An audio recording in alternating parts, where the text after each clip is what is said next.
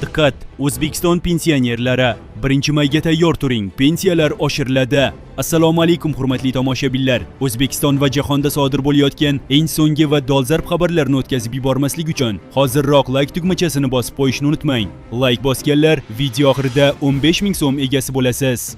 Diqqat qiling, Iqtisodiyot va vazirligi 2026-yil uchun davlat budjeti loyihasini ommaga taqdim etdi. Mazkur hujjatda kelgusi yilda ish haqi, pensiya, stipendiya va nafaqalar oshirilishi uchun 6 trillion so'm ajratilishi belgilangan. Ushbu mablag'lar xizmatlar narxlarining oshishi, yangi ish o'rinlarining yaratilishi bilan bog'liq xarajatlarni ham o'z ichiga oladi. Qonun loyihasida aholi daromadini inflyatsiyadan himoya qilish maqsadida maosh va pensiyalarni inflyatsiya darajasidan yuqori suratda oshirish reja qilingan. Prognozlarga ko'ra, 2026-yilda mamlakatdagi inflyatsiya darajasi 7% atrofida bo'lishi kutilmoqda. Vazirlik hisob-kitoblariga ko'ra, davlat xizmatchilarining maoshi 1% ga oshirilsa, qo'shimcha ravishda 1,69 trillion so'm talab qilinadi. Pensiyalar 1% ga oshirilsa, 832 milliard so'mni tashkil qiladi. Ish haqi va ijtimoiy soliq xarajatlari uchun 2026-yilda 172,8 trillion so'm ajratilishi rejalashtirilgan. Bu ko'rsatkich joriy yilga nisbatan 18,5 trillion so'mga ko'pdir. Shu bilan birga, maoshlarga oid to'lovlar davlat budjeti xarajatlarining 42,9%ni tashkil etadi.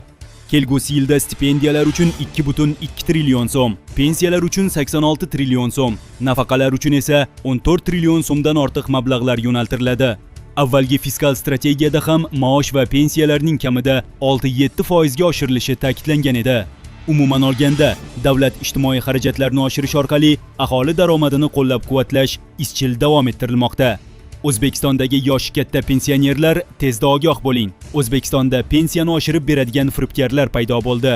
Pensiya jamg'armasi pensiya miqdorini oshirib berishni va'da qilib, firibgarlik qilayotganlar paydo bo'lganidan ogohlantirdi. Qayd etilishicha, shunday yolg'on va'dalar bilan fuqarolarning shaxsiy ma'lumotlarini olib, ulardan pul talab qilish holatlari kuzatilmoqda. Jamg'arma matbuot xizmati pensiya miqdorini oshirish faqat pensiya jamg'armasi tuman va shahar bo'linmalari tomonidan amalga oshirilishini eslatadi.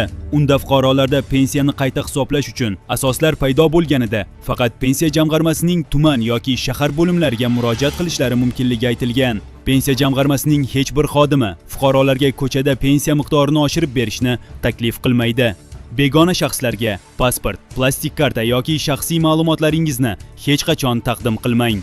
Rasmiy xabarda shubhali holatlarga duch kelganda fuqarolardan ishonch telefon raqami 1271 yoki ichki ishlar organlariga 102 orqali xabar berish so'raladi. Firibgarlarga aldanishdan ehtiyot bo'ling.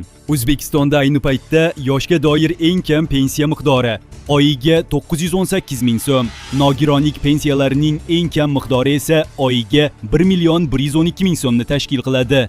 Aziz do'stlar, ushbu xabarlarimiz barcha fuqarolarga yetib borishi uchun albatta o'z hissangizni qo'shing. Shunchaki like tugmachasini bosib, xabarni mahalla va qarindoshlar guruhlariga yuboring. Bundan tezkor va so'nggi xabarlarni kuzatib borish uchun kanalimizga obuna bo'lishni unutmang.